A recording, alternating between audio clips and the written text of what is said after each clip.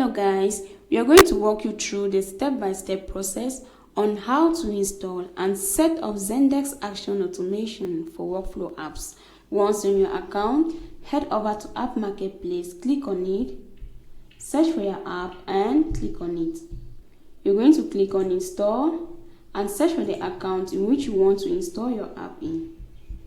After searching, you're going to click and select the account and select your account.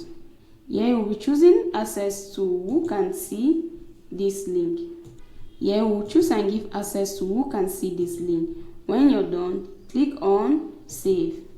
The next thing is to switch to your account, search for the custom menu link, click on it, search for the app and click on it. Then the interface of the app is going to pop up where you have access to the documentation. Under the tutorials, you're going to have access to a Smart Queue video that's going to serve as a guideline on how to get the necessary credentials to set up the app. We equally have the setup. At the level of the setup, we notice that our app haven't yet been connected. But no worries, we're going to walk you through on how to connect your app. First thing, you're going to click on Start Setup, head over to your account online. Once you're here, you're going to click on Apps and Integration. You're going to scroll down. Under APIs, you're going to click on API Tokens.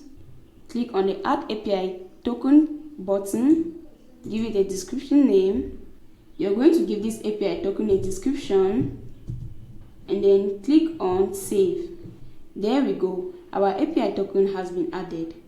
So we are going to copy your API key and head over back to your account. You're going to paste your token. Once you're done, click on Complete Setup. As you can see, our app has been successfully connected. We equally have the support center. At the level of the support center, you can create a ticket for the support team or you can book a call with our support team. We have the change log. At the level of the change log, you're going to see the necessary notifications concerning the updates and the changes of the app. In order for you to receive these notifications, you're going to toggle on the notification button, enter your email and click on subscribe. And that's it. I hope this tutorial helped you get everything set up. If you need help, our support team is here for you 24/7. Thanks for watching. Don't forget to subscribe to our channel.